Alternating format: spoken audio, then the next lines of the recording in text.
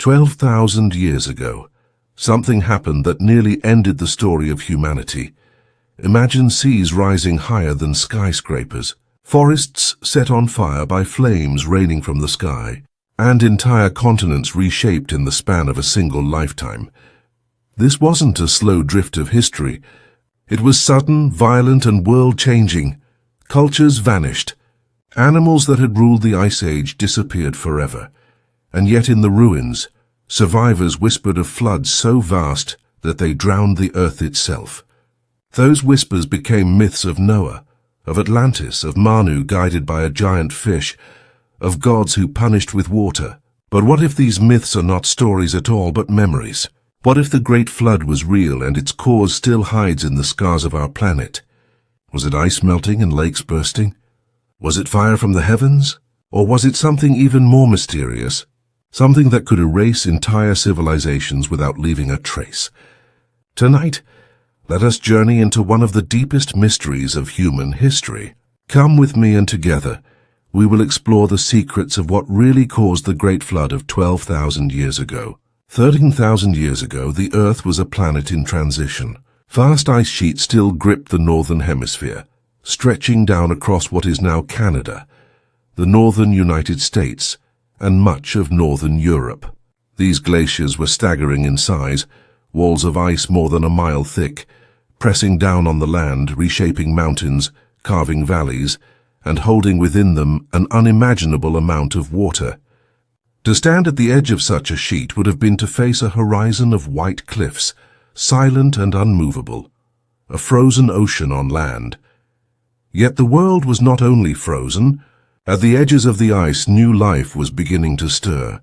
Forests spread northward as the climate slowly warmed after tens of thousands of years of bitter cold. Herds of animals roamed the open plains, mammoths with spiraling tusks, mastodons with heavy jaws, and the giant bison whose herds once thundered like storms across the grasslands. Saber-toothed cats prowled the edges, while enormous ground sloths lumbered in the Americas.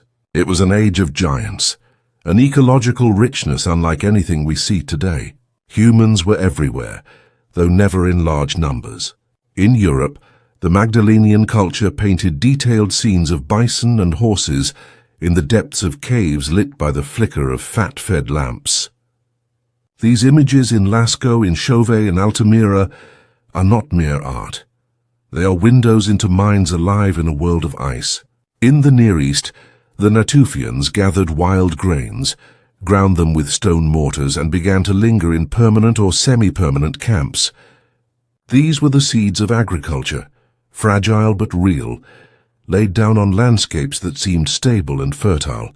In North America, the Clovis people hunted mammoths with fluted spear points so finely crafted that archaeologists still marvel at their balance of form and function.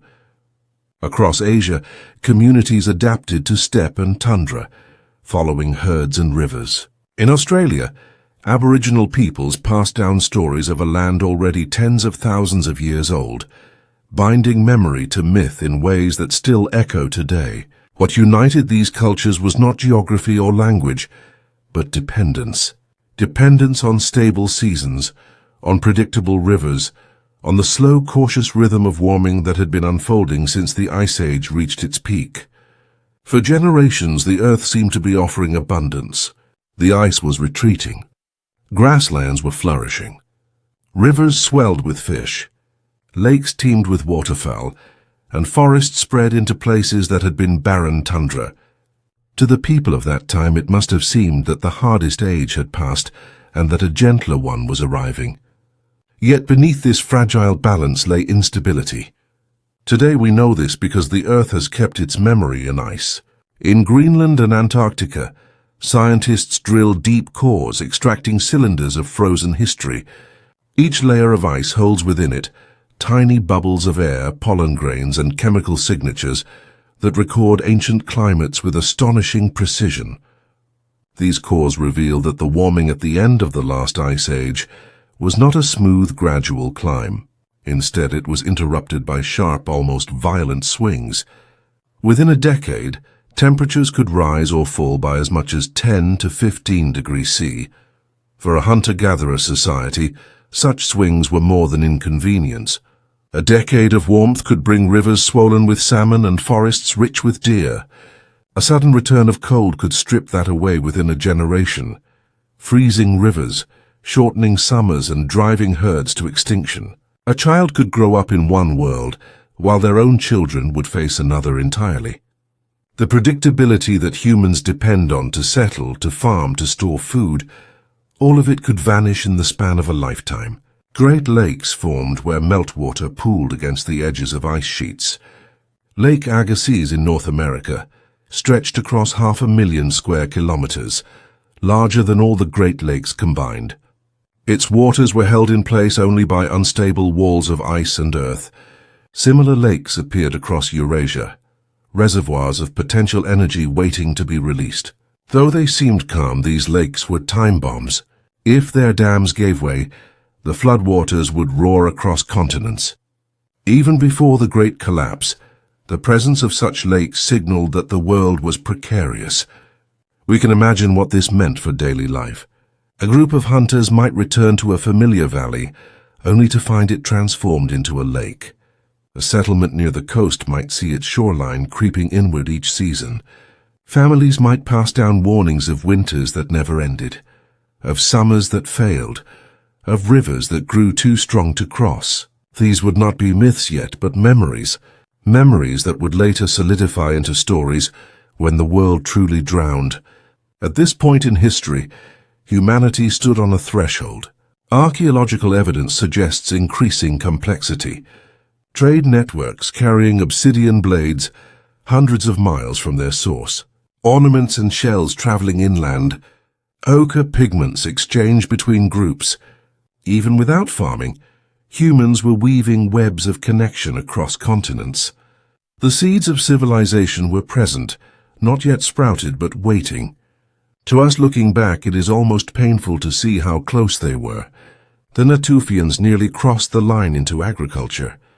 The Clovis nearly built a tradition that could have lasted centuries. The Magdalenian artists nearly handed us a continuous thread of culture stretching back into the Ice Age. But all of this would be shattered, interrupted by forces too immense to resist. The world before the waters was a world of promise. Ice retreating, forests advancing, animals plentiful, humans thriving in diverse cultures. But it was also a world perched on the edge of collapse. Its stability an illusion. The glaciers were melting. The lakes were swelling. The atmosphere was restless. The planet itself was primed for upheaval. To understand the great flood that would come, we must linger here at this moment, before to see the richness that was lost, the seeds that were planted, the promise that was never fully realized. For when the flood arrived, it did not simply drown land, it drowned possibility, silencing cultures before they could flower, erasing histories before they could be written. And perhaps that is the most haunting truth of all, that our story might not have begun where we think it did, but restarted on ruins hidden beneath the sea. The calm that followed the slow retreat of the ice was shattered, almost in an instant. For generations, people across the northern hemisphere had known a world that was becoming warmer, wetter, more abundant. Trees were advancing, rivers swelling with fish, game spreading across grasslands. Then, within the span of a human lifetime, everything reversed. Bitter cold surged back. Storms grew violent. Summers collapsed into brief shadows. And winters returned with a ferocity not seen in thousands of years. The earth had lurched into crisis, and humanity was caught in the middle. This abrupt reversal is what scientists call the Younger Dryas. Beginning about 12,800 years ago, it plunged much of the planet into a 1,000-year cold snap. Ice cores drilled from Greenland reveal the drama with startling clarity. Within layers of compressed snow, preserved like pages of a diary, lie bubbles of ancient air. Analyzing them, scientists can read the chemistry of the past atmosphere. What they discovered is staggering. Temperatures in the North Atlantic region dropped by as much as 15 degrees Celsius in less than a century, perhaps even in just a few decades. To us, such numbers sound abstract, But imagine this in human terms. A family born into a warming, fertile world could see their children grow up in a landscape frozen and hostile, where rivers locked in ice and summers were too short to sustain crops. The Younger Dryas was global in scope, though its impacts varied by region. In Europe, pollen records extracted from ancient lake beds show forests retreating almost overnight. Birch and pine gave way to tundra plants like dwarf willow and Arctic sedges.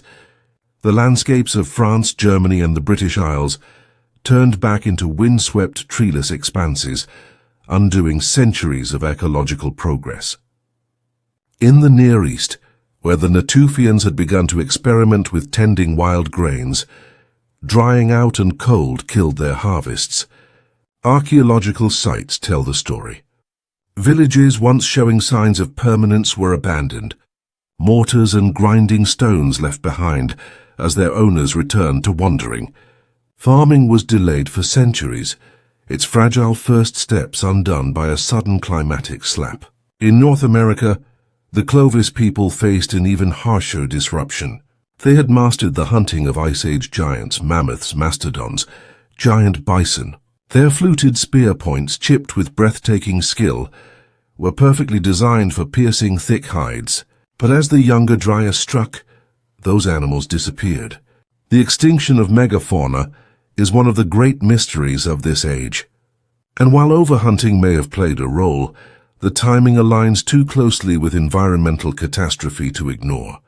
Imagine a culture built on hunting mammoths, suddenly stripped of its prey. The archaeological record shows Clovis sites vanishing just as the Younger Dryas begins, their tools buried in silence. Further evidence comes from sediments and ice itself. Dust deposits in Greenland's cores thickened dramatically, suggesting fierce winds scoured the land and carried soil for miles. Layers of volcanic ash mingled with soot, telling of firestorms that raged even in the cold. Across North America, a strange layer of darkened soil appears called the black mat. Rich in charcoal and microscopic debris, it suggests a continent-wide episode of burning. Forests ignited, prairies consumed. To live through this would have been to see the sky darken, the sun dimmed to a red ember by smoke. Glacial lakes added their own terror. Hemmed in by ice, they swelled to unimaginable size. Lake Agassiz alone stretched across more than 500,000 square kilometers, dwarfing any modern lake. When such ice dams broke, torrents of fresh water poured into the oceans, disrupting currents like the Atlantic meridional overturning circulation, the great conveyor belt that carries tropical warmth north. Oceanography supports this. Cores drilled from the seafloor reveal sudden pulses of fresh water, coinciding with the Younger Dryas onset. The system faltered. The north chilled and glaciers that had been retreating surged forward once again. For people alive at the time, these events would not have been abstract climatology. They were lived experience. Camps flooded, valleys locked in permafrost, herds disappeared, storms tore across the land with a violence no one could predict. Oral traditions, fragile and changeable, would have been shaped by these shocks.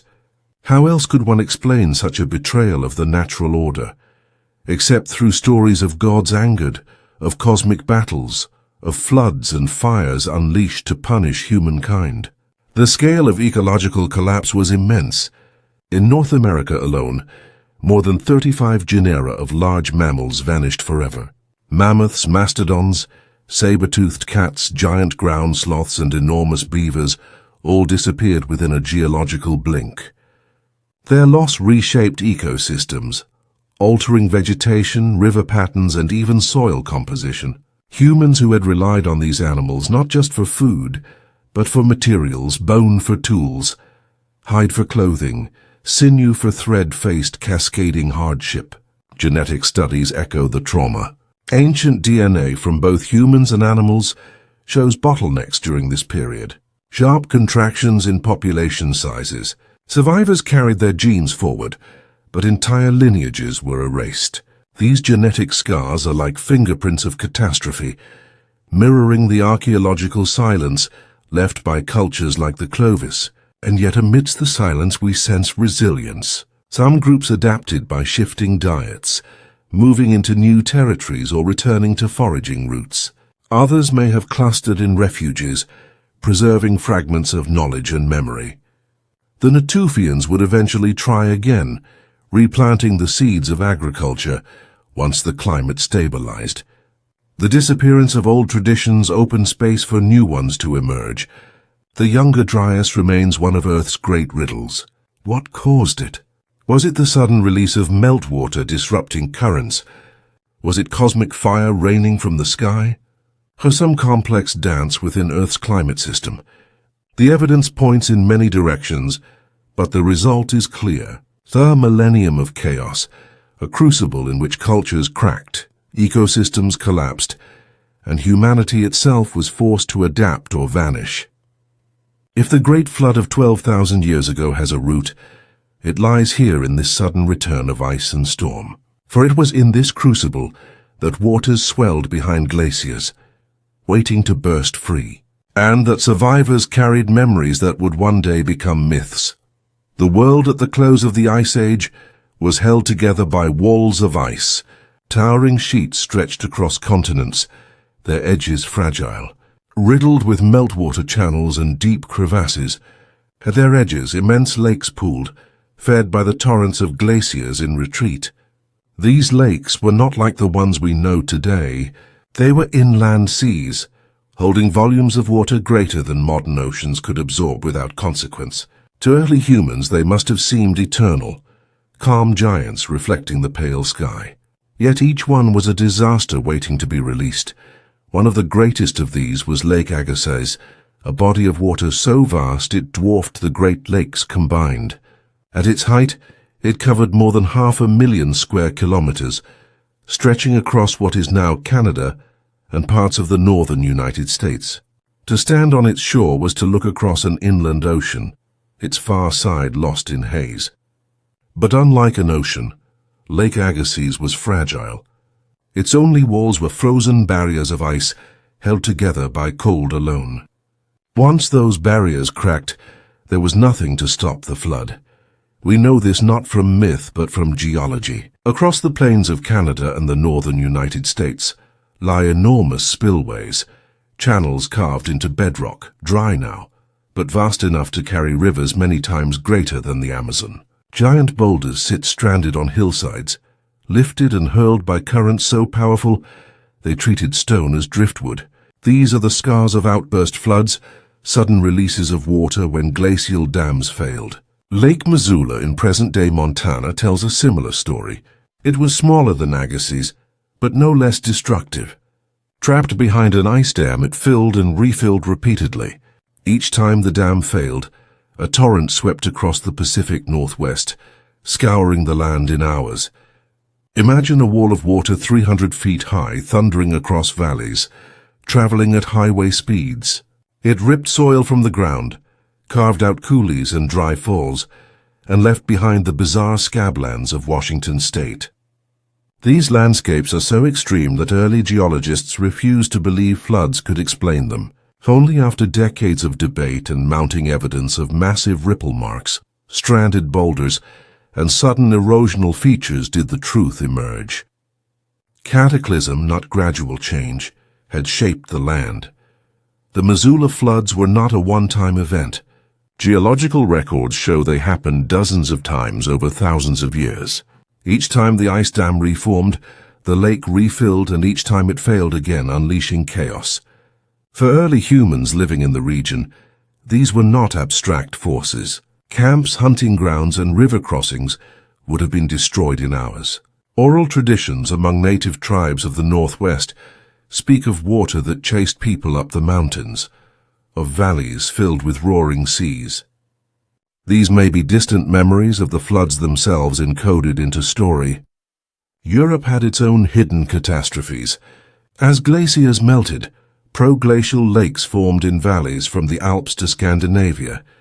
When their dams failed, floods roared through river systems, reshaping landscapes like the Rhine and Danube.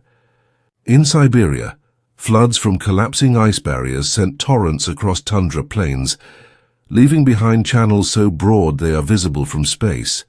Even the English Channel may have been carved in part by catastrophic flooding when meltwater broke through natural barriers that once connected Britain to the continent. Scientists studying these events rely on more than landscapes. Sediments tell the same tale. In Washington, thick layers of gravel and silt alternate with layers of fine lake sediment, evidence of repeated flooding. In marine cores from the North Atlantic, spikes of fresh water appear suddenly, coinciding with meltwater surges. These interruptions in ocean chemistry likely disrupted the great conveyor belt of currents, cooling the northern hemisphere and contributing to the Younger Dryas freeze. To picture these floods is to understand their violence. Imagine standing in a valley, hearing a distant roar that grows until the air itself vibrates. A wall of water appears, carrying icebergs, trees, and boulders in its churning mass. In minutes, everything is swept away. Soil, animals, people. When the waters recede, the land is unrecognizable, stripped bare, gouged into new shapes, seeded with stones from faraway places. For survivors, the memory of such an event would be impossible to forget. The scale also explains the persistence of flood myths. Cultures that experienced such destruction would pass the story to their children, who would pass it to theirs. Over centuries, the details blurred. Gods and symbols replaced descriptions of ice dams and torrents, but the core remained. The world drowned. Only a few survived, and everything had to begin again. The rupture of ice-dammed lakes is one of the most tangible mechanisms behind the Great Flood. It links the geological record with human memory. It shows how natural processes triggered by climate change at the end of the Ice Age could create cataclysms that looked and felt like the end of the world. Yet for all its power, water alone may not tell the whole story, for some evidence suggests that something more sudden, more violent struck from above. Fire as well as flood, the sky joining the ice in reshaping the earth. Across the frozen plains of North America, something strange is recorded in the soil. Archaeologists digging through layers of earth notice a thin black band that appears almost everywhere at the same depth, from the Great Plains to the Carolinas, from Canada to Mexico. This is not a coincidence of dirt or a quirk of local geology. It is what scientists call the black mat, a line in the earth that marks the boundary between one world and another. Beneath it lie the bones of mammoths, mastodons, and giant bison. Above it, silence.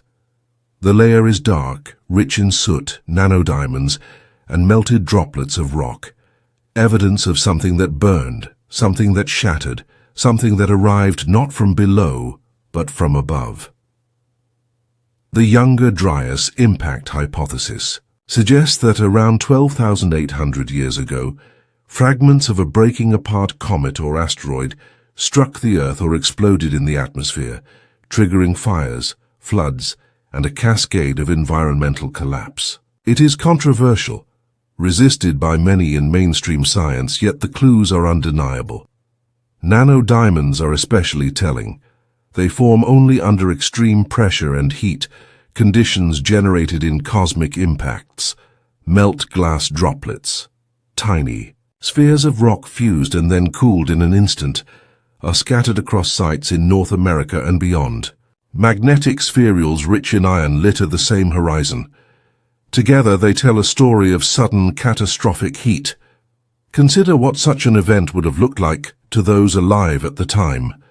The sky itself igniting, a blinding streak of light, racing across the heavens, followed by an explosion so powerful it turned night to day. Shock waves flattening forests, wildfires igniting across entire continents, choking the air with smoke, herds of animals scattering in panic, only to vanish as ecosystems collapsed, rivers boiling as fragments crashed into ice sheets, sending meltwater torrents roaring across the land. For hunter-gatherers there could be no explanation, but divine wrath, gods or spirits tearing the heavens open in anger. We find echoes of this in myth. The Hopi remember fiery serpents that fell from the sky. Hindu texts describe stars cast down to earth, bringing destruction before renewal. In Norse tradition, fire is destined to sweep across the world during Ragnarok just before its rebirth. These are not simple stories of morality. They carry the tone of memory of trauma passed down across millennia. The impact hypothesis also ties directly to water. If fragments struck the Laurentide ice sheet in North America, the heat of their explosions could have vaporized vast amounts of ice instantly. Imagine entire lakes evaporating in moments, glaciers destabilized, torrents unleashed. The sudden surge of meltwater into the North Atlantic would have disrupted ocean circulation, shutting down the currents that carried warmth northward and plunging Europe back into glacial cold.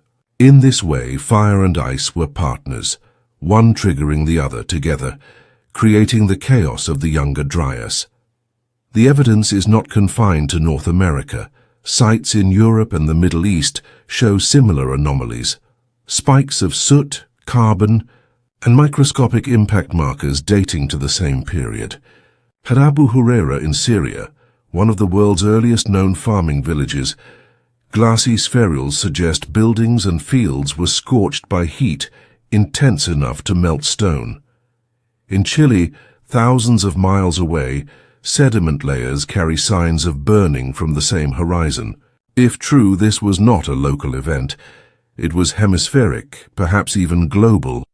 Skeptics argue that natural wildfires or volcanism could explain some of the data. They caution against overreach, pointing out inconsistencies in dating or uneven distribution of markers. Yet the pattern remains.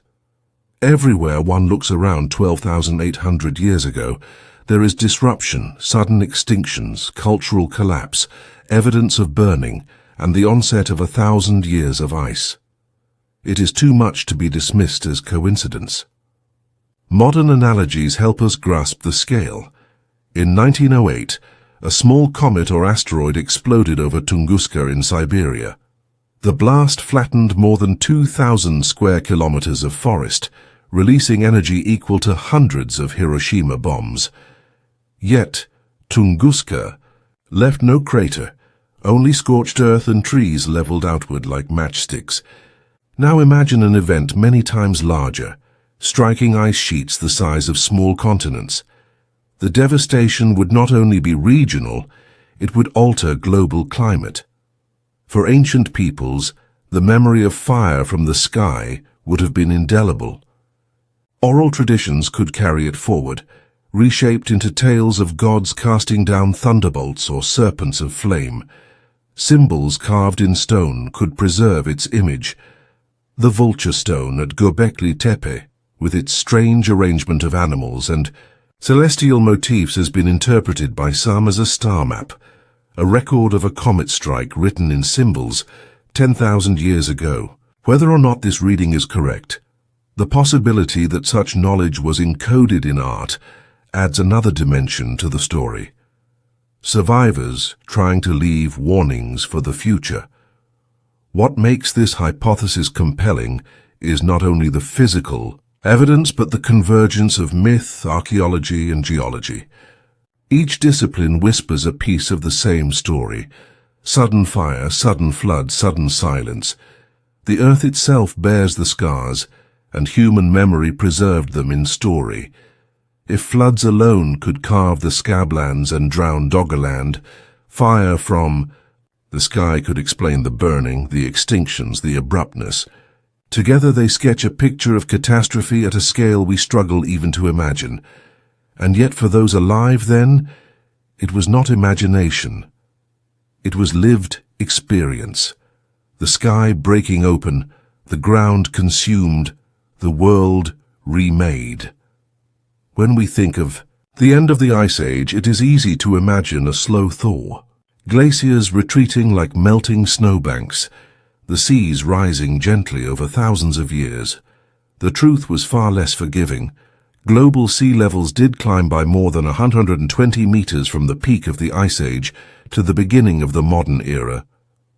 But much of that rise came in sudden pulses, violent surges that redrew coastlines in a single lifetime.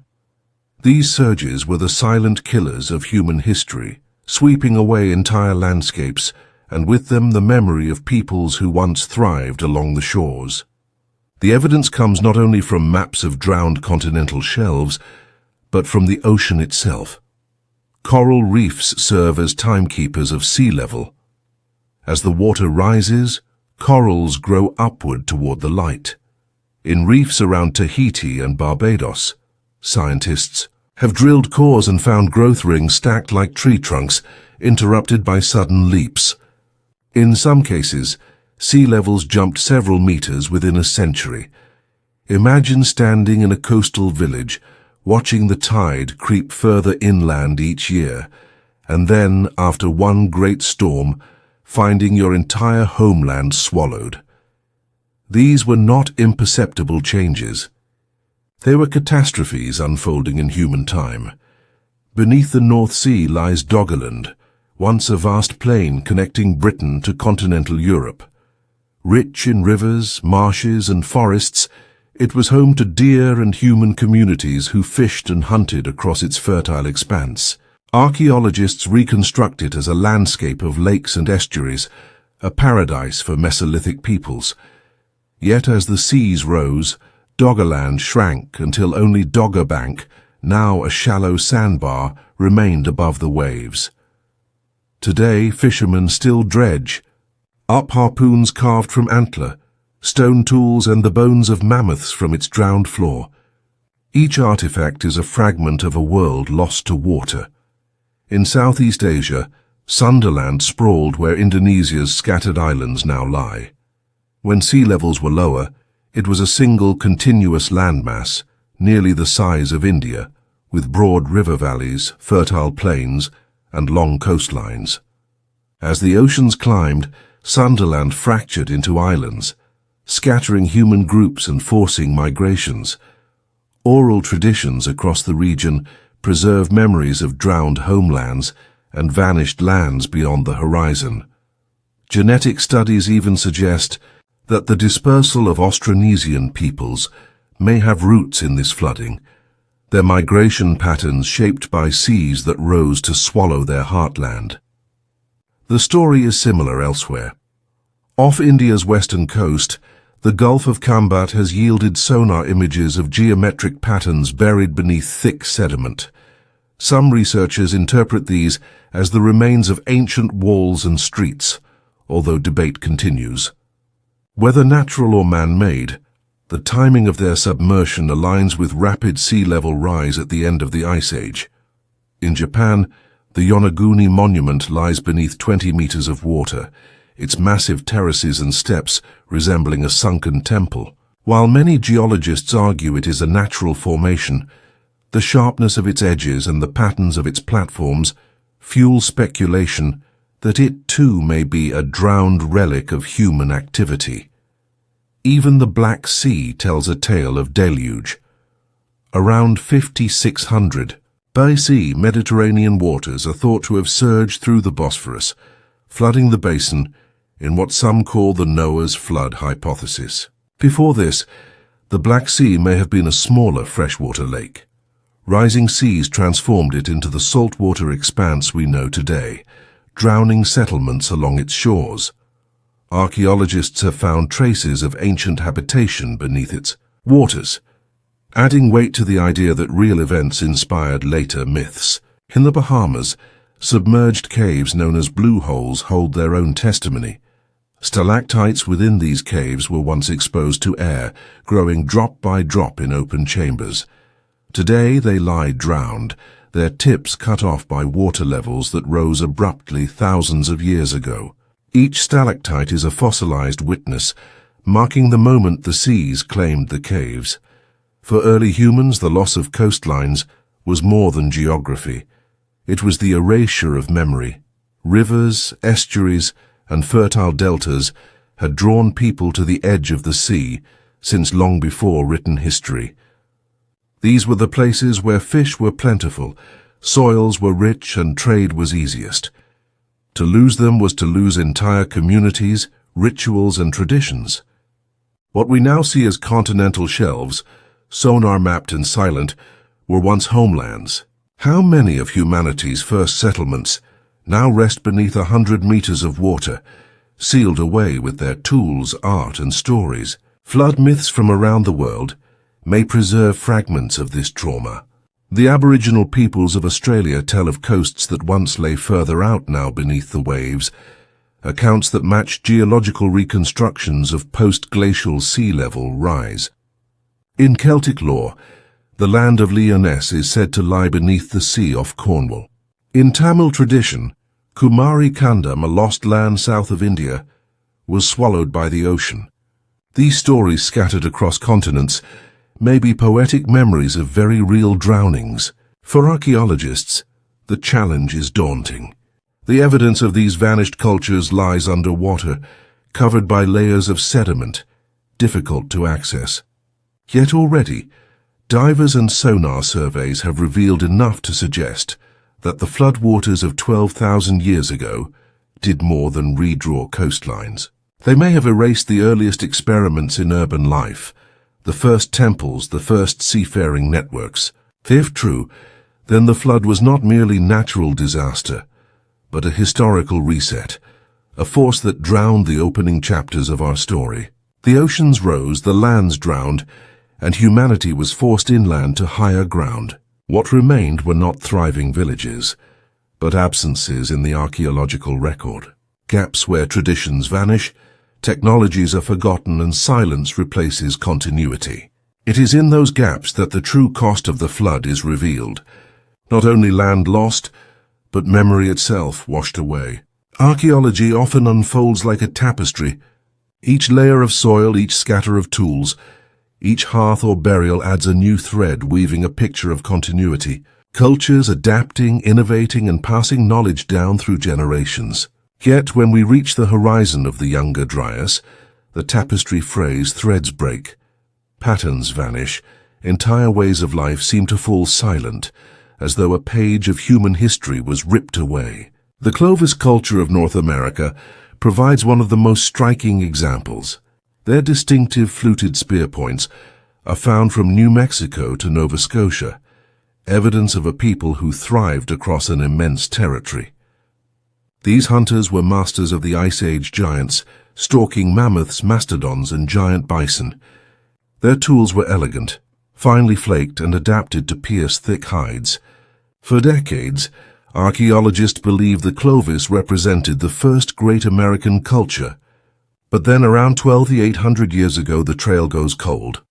Sites vanish. The spear points stop appearing in the soil. Within centuries, Clovis culture was gone. Why? Some argue overhunting played a role, that humans pushed mammoth populations beyond recovery. Others point to environmental collapse, floods, droughts, fire, and the Younger Dryas chill, stripping away the resources Clovis depended on. Still others see something more dramatic, linking their disappearance to the impact hypothesis, where cosmic fire ignited forests and destabilized ecosystems. Whatever the cause, the result is clear. A culture erased, leaving behind a sharp break in the record. The silence is not limited to North America. In the Levant, the Natufians were poised on the threshold of a revolution. They had begun to settle in stone houses to harvest and store wild grains, and to bury their dead in cemeteries. Grinding stones and mortars litter their sites, testifying to an emerging relationship with agriculture. But when the Younger Dryas struck, the rains failed, the cold returned, and their crops withered. Archaeological evidence shows settlements abandoned, communities dispersing back into nomadic bands. Farming, which could have transformed human life millennia earlier, was delayed. It would not fully recover until the climate stabilized nearly 2,000 years later. The pattern repeats across continents. In Europe, the Magdalenian culture, famed for its cave art, contracted sharply. Paintings in Chauvet and Lascaux speak of communities with rich symbolic lives. But after the Younger Dryas begins, such sites diminish. Groups scattered, retreated, or disappeared entirely. In South America, archaeological layers suggest disruption as well. Though the record remains fragmentary, In Australia, oral traditions preserved by Aboriginal peoples tell of rising seas that erased hunting grounds and forced migrations inland. Memories that align eerily with geological evidence of drowned coastlines. Genetics adds another layer of testimony. Ancient DNA reveals population bottlenecks around this time, moments when human numbers shrank dramatically. Survivors carried their genes forward, but diversity narrowed. Some lineages were lost entirely. These genetic scars mirror the cultural silences, whole communities vanishing without descendants to carry on their ways. Material culture tells the same story. Stone tool traditions, once widespread and distinctive, vanish from the record. Ornament styles shift abruptly. Trade networks break down. Obsidian, shells, and ochre pigments that once moved hundreds of miles appear less frequently, as though the webs connecting groups had snapped. Where once there was exchange and continuity, now there is fragmentation and silence. The extinctions of megafauna compounded the crisis. The mammoths, mastodons, saber-toothed cats, and giant ground sloths were not only prey but pillars of ecosystems. Their loss reshaped landscapes. Grasslands gave way to forests, altering plant and animal distributions. For human cultures tied to these animals, the impact was catastrophic. Hunting strategies collapsed. Sources of food, tools, and clothing disappeared. Communities adapted where they could, shifting to smaller game, expanding fishing, gathering more plants. But some could not. For them, the disappearance of animals meant the disappearance of themselves. The archaeological record does not only record absences. Sometimes it shows transition, survivors reinventing themselves in the face of chaos. But these transitions are abrupt, suggesting not gradual evolution but rupture. The Natufians falling back into mobility. The Clovis replaced by later traditions that look entirely different. The sudden emergence of new practices elsewhere, as though survivors carried fragments of knowledge into a world reset. To imagine the human experience of this collapse is to think beyond numbers and tools. Imagine a child growing up in a Natufian village, watching her family build stone houses and grind wild grains into flour, believing the world is changing forever. By the time she grows old, her children are wanderers again, their fields abandoned, their homes reduced to rubble. Or imagine a hunter on the American plains, skilled with a Clovis point, only to find the herds gone, his way of life impossible. These are not abstractions. They are lives interrupted. What makes these disappearances haunting is their timing. Just as humanity was on the verge of something greater, permanent villages, farming, symbolic complexity, the world shattered. Civilizations that might have risen early were erased before they had the chance. The Younger Dryas did not simply slow human progress, it reset it. Cultures vanished, leaving gaps in the archaeological record that even today feel like wounds. These gaps invite speculation. Were the Clovis and Natufians isolated experiments undone by chance, or were they the visible tips of a broader surge of human innovation, erased by flood and fire before it could fully bloom? Archaeologists remain cautious, but the silences themselves are provocative. If whole landscapes drowned, if coastlines shifted by hundreds of miles, how much evidence of early complexity now lies hidden beneath the sea? The disappearance of cultures during the Younger Dryas is not just a story of endings but of absences, absences that shape everything that followed. Humanity had to begin again, carrying only fragments of what was lost, and out of this silence something remarkable emerged. New monuments carved in stone, as though survivors were determined to preserve their memory in forms the flood could not erase. High on a limestone ridge in southeastern Turkey lies a place that should not exist, at least not according to the timelines most historians once believed. Buried under layers of soil for thousands of years, Göbekli Tepe emerged in the 1990s as one of the most astonishing archaeological discoveries of the modern era. What archaeologists found was not a village, nor a farm, nor even a city. It was a temple, a monumental site of carved pillars, some rising over 16 feet tall, arranged in vast circles that predate Stonehenge by 7 millennia. The sheer audacity of Göbekli Tepe challenges everything we thought we knew about humanity at the end of the Ice Age. Dating to around 9600 BC, it was built by hunter-gatherers, people whom we imagine carrying stone tools and living in small mobile bands. Yet here they were, quarrying massive blocks of limestone, transporting them uphill, and arranging them in carefully designed enclosures. Many of the stones are decorated with intricate carvings of animals, foxes, vultures, snakes, boars, scorpions, and abstract symbols whose meaning still eludes us. The artistry is precise and confident. Reliefs show animals in motion, leaping, slithering, swooping, with a vitality that suggests more than decoration. Some researchers believe these carvings encoded stories, cosmologies, or even astronomical observations. One pillar, known as the vulture stone, depicts a series of animals that some interpret as constellations, possibly recording a cometary impact around 2900 BC, the same event hypothesized to have triggered the Younger Dryas. If so, Göbekli Tepe may not only be the world's first temple, but also its first record of cosmic catastrophe. The layout of the site deepens the mystery. The enclosures are circular, with twin central pillars flanked by surrounding stones. Archaeologists debate their function. Were they ceremonial spaces, gathering sites, or cosmic observatories? The central pillars often bear stylized human arms and hands, suggesting they may represent human-like beings, guardians, ancestors, or gods. Whatever their meaning, the effort required to build them points to a community organized around shared purpose. Hunter-gatherers, who typically lived in small groups, must have gathered in numbers of hundreds to quarry, transport, and raise the stones. Such coordination implies leadership, ritual, and perhaps trauma that bound survivors together. The timing of Göbekli Tepe's construction is equally striking. It rose from the ground at the exact moment the Younger Dryas ended, when the 1,000-year storm gave way to warming, when floods receded, when survivors could finally breathe again. Some scholars see this as no coincidence. After generations of chaos, perhaps communities built Göbekli Tepe as a place to restore order, to anchor memory in stone, to reconnect with the cosmos that had betrayed them.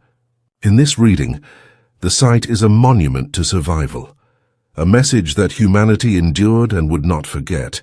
Yet the greatest mystery of Göbekli Tepe may be its burial. Around 8000 BC, after centuries of use, the people who built it deliberately backfilled the enclosures with rubble, entombing the pillars and preserving them in pristine condition. Why would they hide their masterpiece? Some argue it was ritual closure, a way to mark the end of an era. Others suspect preservation, that the builders knew their world was fragile and buried Göbekli Tepe as a message for the future. If so, then we are the intended recipients, unearthing their warning 10,000 years later. Göbekli Tepe was not alone. The surrounding region, known as Taş Tepeler, the stone hills, is dotted with similar sites. Karahan Tepe, Harbetsuvan Tepesi, Sefer Tepe. Karahan Tepe, only recently excavated, revealed a subterranean chamber filled with dozens of phallic pillars carved directly from bedrock. The repetition of design across multiple sites suggests Göbekli Tepe was not an anomaly, but part of a cultural horizon, a network of communities bound by shared ritual and symbolism. This was not the isolated effort of a single band of hunter-gatherers, but a cultural movement spanning centuries. Some archaeologists interpret Göbekli Tepe as the crucible of agriculture. They argue that rituals held there required large gatherings, which in turn demanded stable food supplies. Farming may have arisen to feed the builders, making religion the seed of agriculture, rather than its product. If true, then civilization itself may have been born not in fields but in sacred circles of stone. Others suggest the opposite, that Göbekli Tepe preserves fragments of knowledge from a forgotten world. In this view, Its sudden sophistication is not invention from nothing but survival, a cultural inheritance from people who lived before the flood. The carvings, the astronomical hints, the careful burial, all become clues to an older legacy carried forward by survivors determined not to let their past vanish. Scientific techniques have only deepened the intrigue. Ground-penetrating radar reveals more enclosures still buried beneath the hill, waiting to be uncovered. Analysis of animal bones at the site shows feasting on a massive scale, suggesting that Göbekli Tepe was a place of pilgrimage where groups gathered for ritual, memory, and perhaps renewal. Soil analysis reveals wild einkorn wheat growing nearby, the ancestor of domesticated wheat. Was this coincidence or evidence of the first attempts at cultivation linked directly to the temple? To walk among the pillars today is to feel the weight of something uncanny. The stones rise in silence, their carving sharp despite 10,000 years. The air feels heavy, as though the site remembers what it was built to preserve. Göbekli Tepe is not simply archaeology. It is testimony that humanity scarred by flood and fire sought to anchor memory in stone, to create a monument that could withstand the erasure of water, ice, and time. In the silence left by vanished cultures, Göbekli Tepe speaks. It is the threshold between what was lost and what endured, between the disappearance of the Clovis and Natufians and the rebirth of complexity in the Holocene. It is a wound carved into limestone, a whisper from survivors who refuse to let their world be forgotten. And as its circles rise from the soil once more, they seem less like relics of a distant past and more like a message reaching across millennia. We remembered so that you would remember too.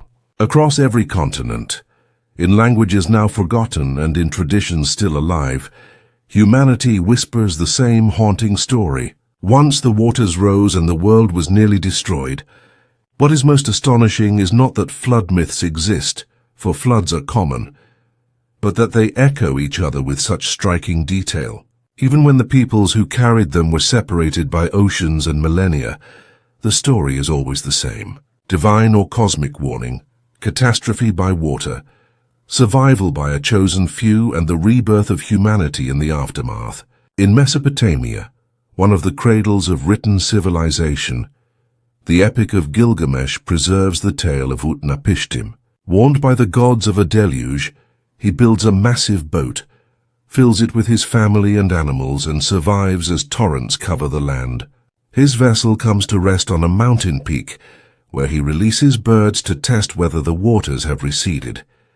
These details are mirrored almost word for word in the Hebrew account of Noah's Ark, suggesting not coincidence, but continuity, a shared memory carried across cultures.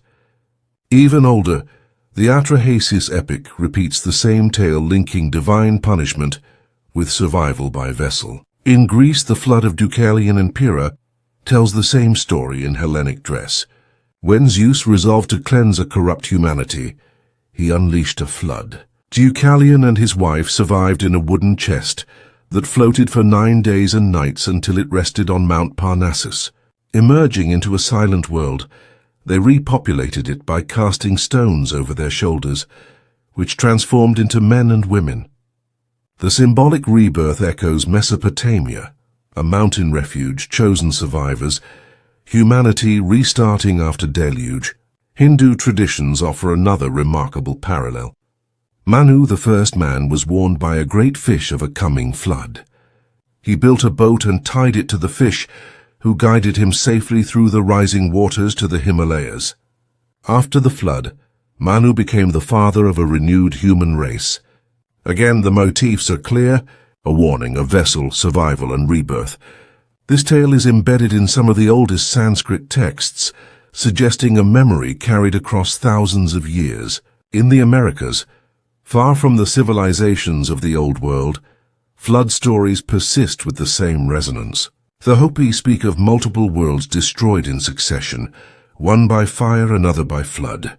In the Great Lakes region, the Ojibwe tell of a time when the earth was entirely submerged and animals dove into the depths to retrieve soil to remake the land.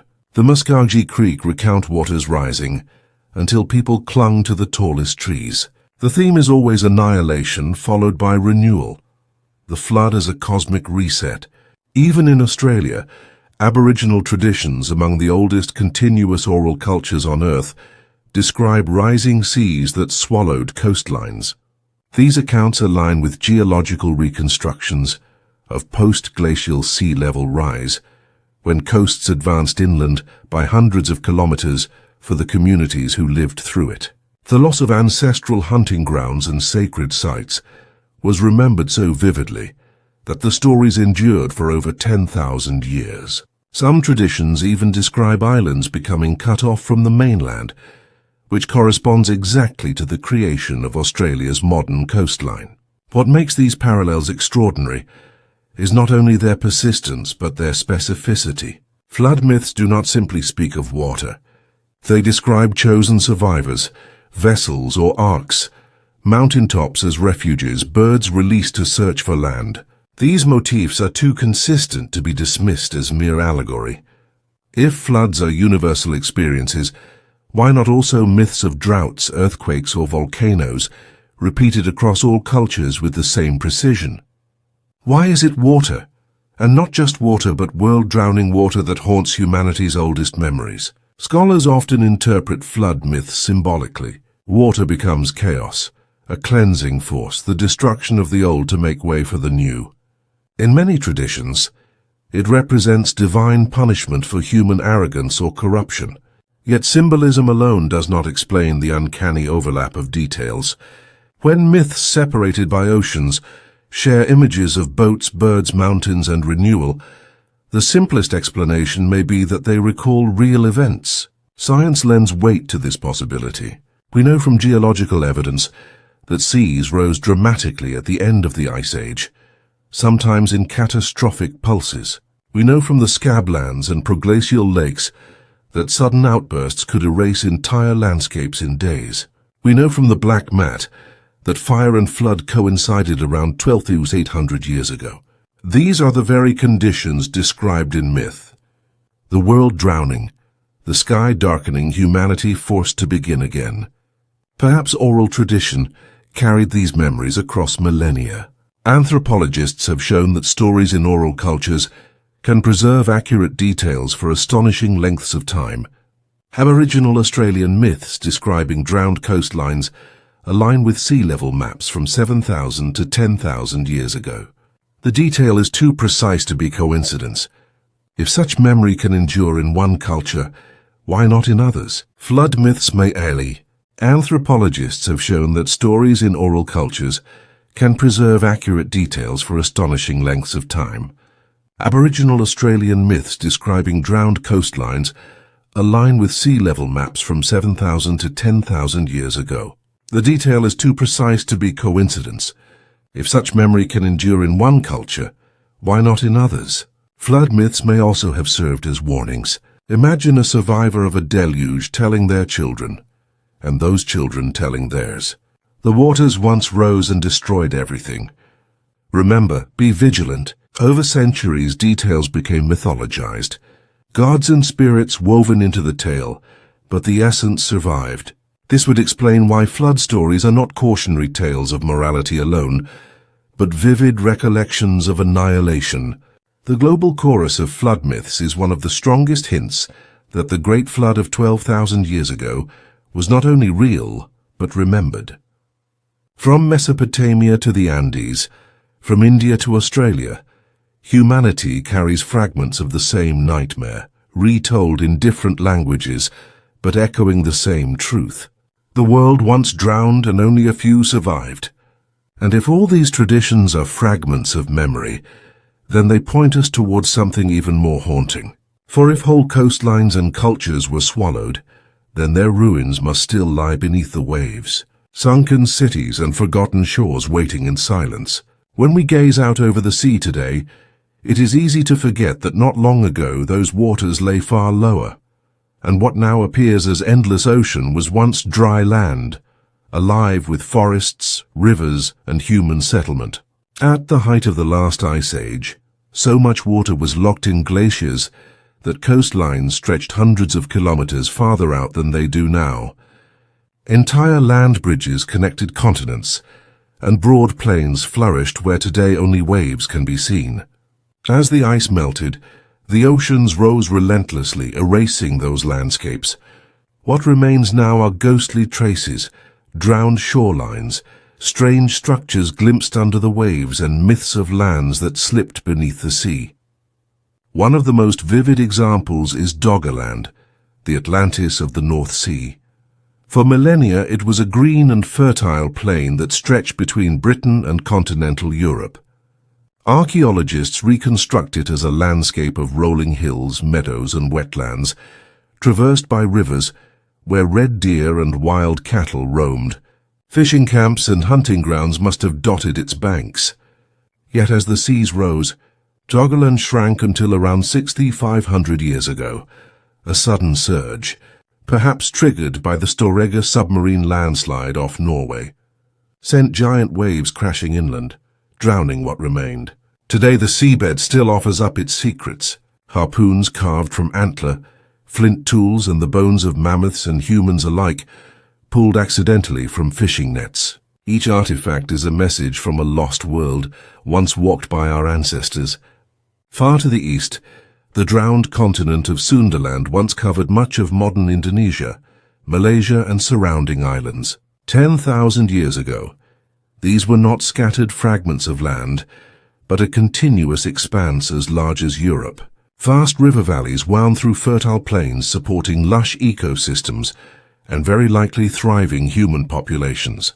As the seas rose, Sundaland fractured into the islands we know today. Modern genetic studies trace the dispersal of Austronesian peoples back to this drowning forced migrations that carried their languages and traditions across the Pacific and Indian Oceans. Local myths speak of vanished lands and ancestral homelands swallowed by the sea, echoing the geological record of the region's flooding. In the Indian Ocean, tales of Kumari Kandam, a vast land south of India, may reflect similar memories of lost terrain. Off the coast of Gujarat in the Gulf of Khambat, sonar surveys have revealed geometric patterns beneath thick layers of silt. Some researchers interpret these as drowned settlements with alignments resembling walls and streets. While debate continues over whether they are natural formations or human-made, their presence in a basin known to have been submerged after the Ice Age invites speculation. Did early urban experiments vanish here, buried beneath layers of mud and water? The Mediterranean too hides its mysteries. Along the coast of Greece, submerged ruins have been found beneath shallow waters, including the city of Pavlopetri off Laconia. Pavlopetri is later than the Younger Dryas, dating to around 5,000 years ago. But it demonstrates how easily entire settlements can vanish under rising seas. Might older sites lie deeper, awaiting discovery? The myth of Atlantis recorded by Plato speaks of a proud civilization swallowed by the ocean in a single day and night. While scholars debate its origins, the story fits into a broader pattern of cultural memory. Lands lost suddenly to water. In the Pacific, the Yonaguni monument off Japan's Ryukyu Islands adds another layer of mystery. Beneath 20 meters of water lies a massive stone formation with sharp terraces, steps, and what appear to be broad platforms. Many geologists insist it is natural, shaped by tectonic uplift and erosion. Yet the angles of its staircases, the symmetry of its plazas, and claims of carvings on its walls fuel speculation that it may be at least partly man-made. If it is, then its submersion corresponds neatly with the rapid sea level rise of the post-Ice Age world, when coastlines retreated inward by kilometers. Further west, the Persian Gulf once held a fertile plain at its center, where the Tigris and Euphrates joined before meeting the sea. Today it lies beneath shallow waters, but archaeologists suggest this Gulf oasis may have supported human settlement before being drowned. Intriguingly, this is the same region where Sumerian myths later told of Eridu, one of the first cities, and of floods sent by gods. Perhaps the cradle of Mesopotamian civilization, stood quite literally upon drowned foundations. Even the Americas hold hints of forgotten shores. Off the coast of Cuba, sonar surveys in deep water have detected geometric features that some interpret as possible ruins. Though controversial and unconfirmed, the possibility that early Caribbean cultures were erased by rising seas cannot be dismissed. In South America, Lake Titicaca sits high in the Andes, but legends there recall a flood that once covered the land from which Viracocha, the culture bringer, emerged. Might these highland myths preserve echoes of coastal floods that drove people inland? What unites these examples is not certainty, but absence. We know the seas rose by more than 120 meters. We know countless coastal plains, deltas, and valleys were drowned. We know humans lived there because humans have always been drawn to the fertile edge between land and water. Yet most of that evidence lies hidden now beneath mud and ocean, accessible only to the most difficult forms of archaeology. What we have are fragments, tools dragged up in nets, sonar images of strange patterns, half-drowned ruins discovered by divers. These fragments hint at entire chapters of human history, written on shores that no longer exist. The myths of Atlantis, Lioness, Kumari Kandam, and countless others may not describe literal places, but they preserve the memory of loss. People remembered that once there was land and then the land was gone. They remembered that the sea could erase in a moment what had seemed eternal. And those memories became legend, transformed into tales of punishment, hubris, or divine intervention. Yet beneath the allegory lies geology, the inescapable truth of oceans rising and swallowing the world. The drowned landscapes of Doggerland, Sundaland, and others are not fantasy. They are real, mapped, and confirmed. And they are only the beginning. For every submerged plain we know, there are dozens still hidden. Every coastline today was once many kilometers farther out. Every continental shelf was once homeland.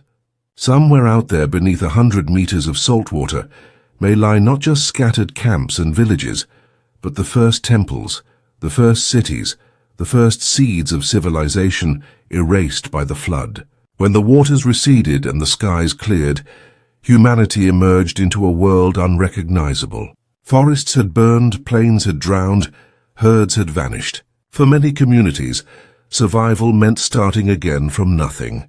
Yet in the aftermath of this desolation, myths across the world describe something remarkable. Figures who appeared suddenly bringing knowledge, order, and the spark of civilization. They are remembered as gods, sages, culture bringers. But perhaps they were survivors carrying fragments of memory from worlds erased. In Mesopotamia, the Sumerians spoke of the Anunnaki, powerful beings who ruled before kingship was handed to men. Among them was Owans, described by the historian Berossus in the 3rd century BC. Owans, half man and half fish, was said to rise from the Persian Gulf each morning. By day he lived among humans, teaching them how to write, build cities, cultivate fields, and govern with laws. By night he returned to the sea. The description is mythic, but the pattern is clear. After the flood, someone came from the water with knowledge beyond the ordinary. The imagery of water may recall not only the sea itself, but the deluge from which civilization had to be rebuilt. Far across the world in the high Andes of South America, the Inca and their predecessors remembered Viracocha. Emerging from Lake Titicaca after a great flood, he walked across the land, teaching survivors how to farm, craft, and live in harmony. Chroniclers described him as tall, bearded, and radiant. Unlike the local people, Viracocha eventually departed across the Pacific, promising to return. His role mirrors that of Owans. He comes from water after disaster, bearing knowledge that resets humanity. In Mesoamerica, Quetzalcoatl the feathered serpent played a similar role. Though worshipped as a god, he was also remembered as a teacher who introduced agriculture, laws, and astronomy. Myths tell of earlier worlds destroyed in cataclysm, including by flood, after which Quetzalcoatl restored order. Among the Maya, The same figure appears as Kukulkan across cultures separated by oceans. The image repeats, a luminous being, half human, half other, guiding shattered peoples into new ways of life. Even in North America, flood survivors are not left unaided. The Hopi speak of the ant people, who sheltered humanity underground when the world above was destroyed. When it was safe to return, they guided humans back to the surface, teaching them how to plant and survive. Among the Sioux, tales describe White Buffalo Calf Woman, a divine teacher who brought sacred rites after a time of upheaval. Again, the motif surfaces. After destruction, instruction, the parallels grow harder to dismiss. Why should cultures so distant with no contact share the same structure of story?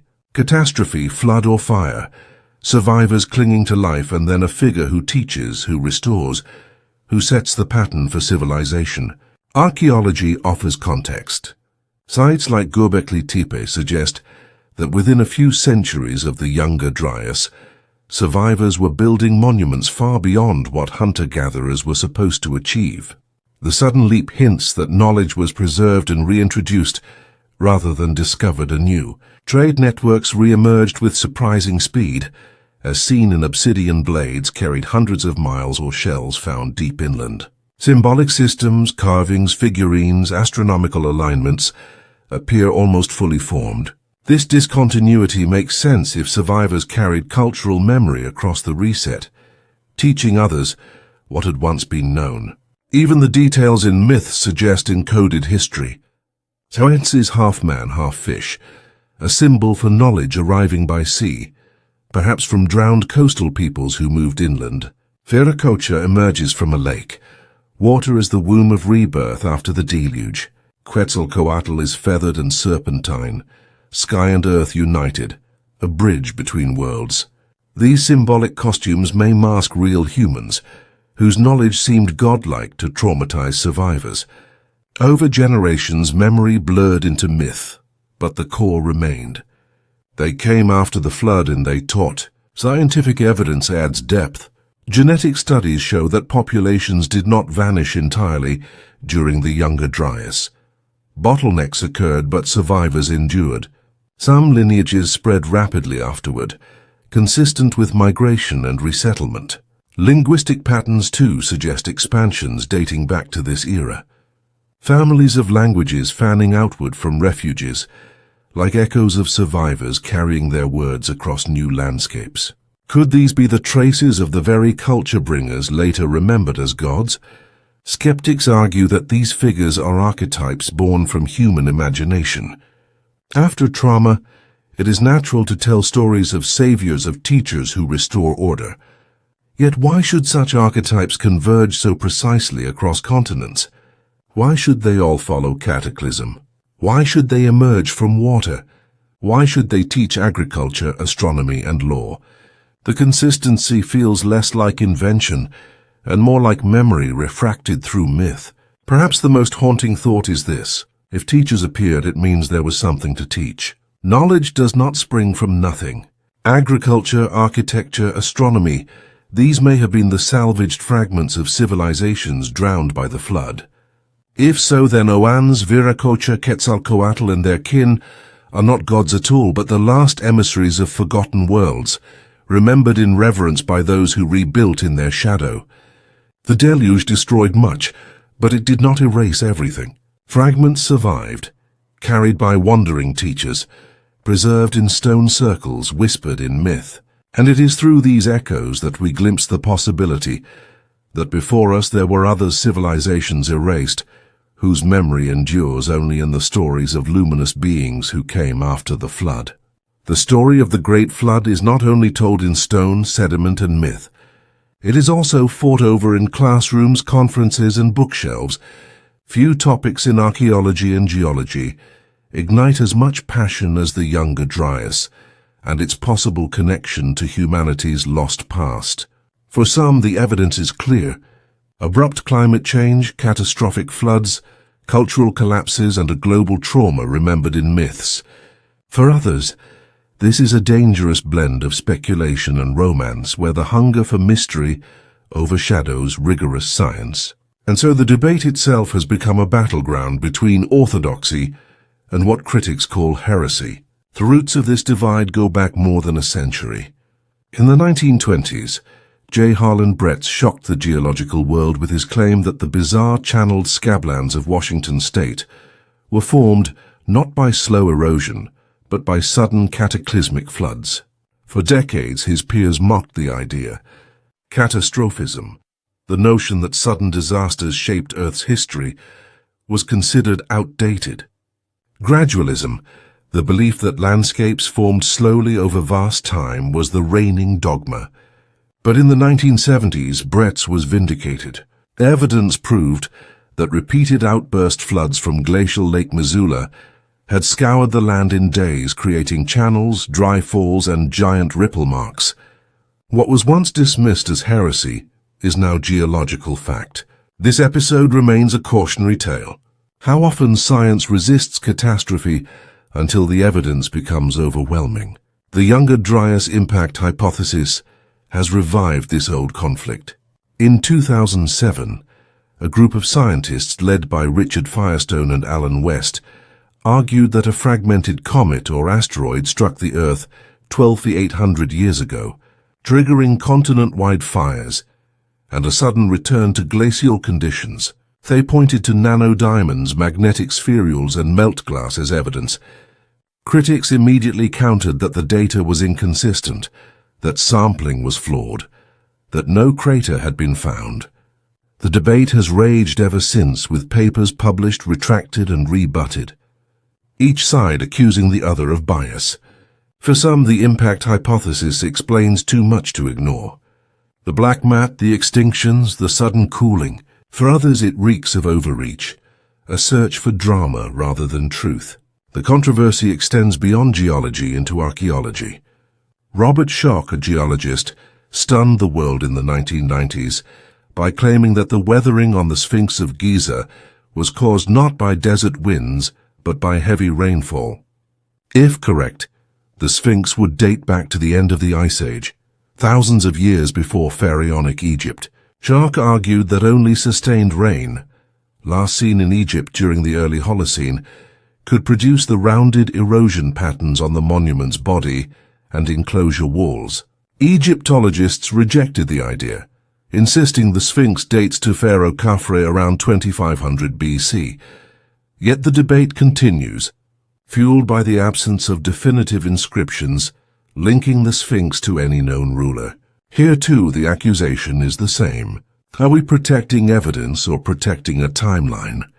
Figures like Graham Hancock and Randall Carlson have amplified these disputes to global audiences. Hancock, in Fingerprints of the Gods and Magicians of the Gods, argues that a forgotten civilization perished in the cataclysm of the Younger Dryas, leaving behind scattered monuments and myths. He sees Göbekli Tepe as the smoking gun, a site so advanced so early that it can only be the legacy of survivors.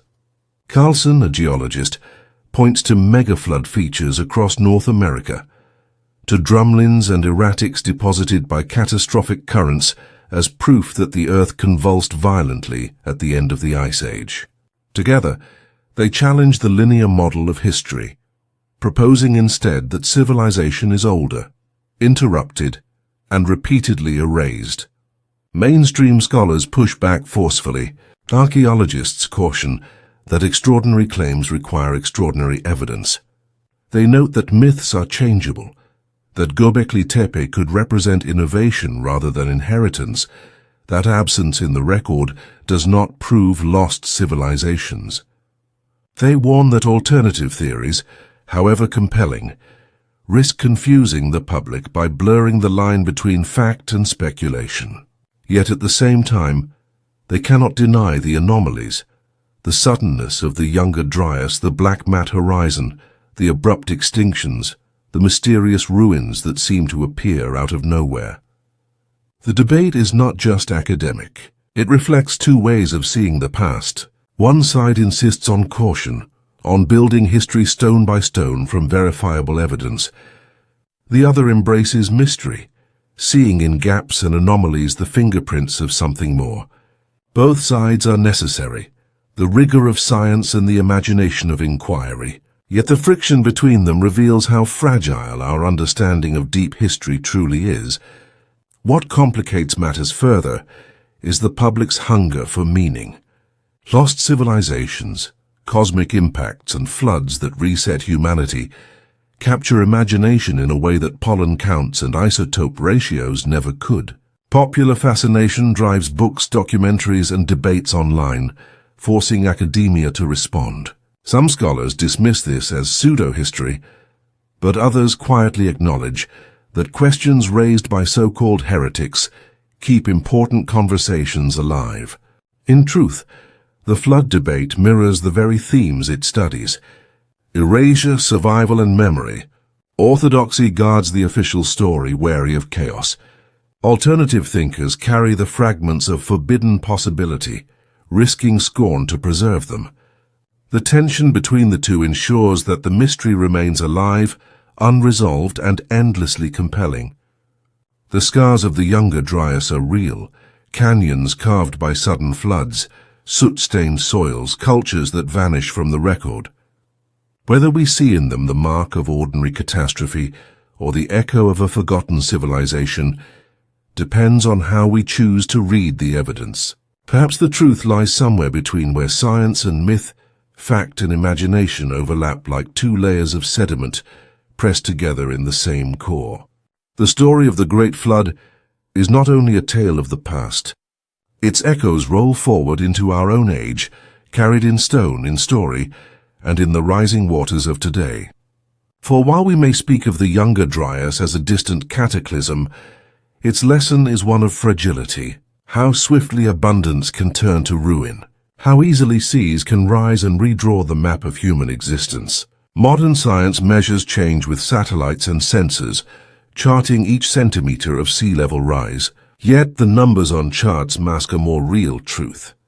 Coastal villages swept away by storms, islands losing ground each year, families forced inland as salt poisons their fields.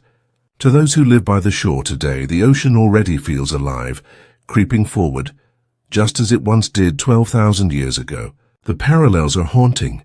Then the survivors wove memory into myth: Utnapishtim Noah Manu Deucalion, the Hopi ant people.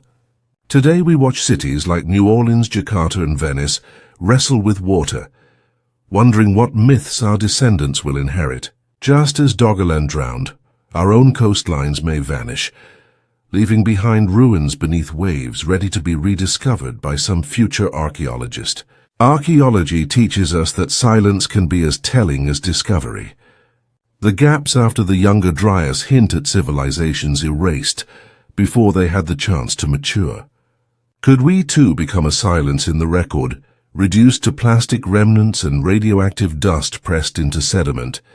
If so, our myths may be the last fragile vessels of memory, carried like the flood stories that endured for millennia. Perhaps that is the true gift of the ancient tales: not proof of gods or cosmic punishments, but reminders that the world has ended before and may end again, that what we build can be undone in a single lifetime, that survivors always emerge carrying fragments forward, transforming trauma into story, and story into warning. And so the cycle turns. Fire, water, ice, renewal. Time folding back on itself, erasing, then revealing. The ruins of Göbekli Tepe, the scars of the scablands, the drowned valleys beneath the sea, all stand as portals whispering across millennia. They tell us that the flood was real, and that its cause may never be singular. It was water and ice, fire and sky, myth and memory woven together into a tapestry, too vast for one answer. Somewhere in those echoes lies the truth of what really caused the great flood of 12,000 years ago. But perhaps the more haunting truth is that the flood is not finished. It lingers in our present, rising in tides, reflected in myths, waiting in the silence between waves. If these mysteries stir something in you, if you sense the weight of forgotten chapters and the fragility of what we call civilization, then journey with us further. Like the storytellers who preserve the memory of the last deluge, we too must carry these echoes forward. Where are you listening from tonight, and at what time?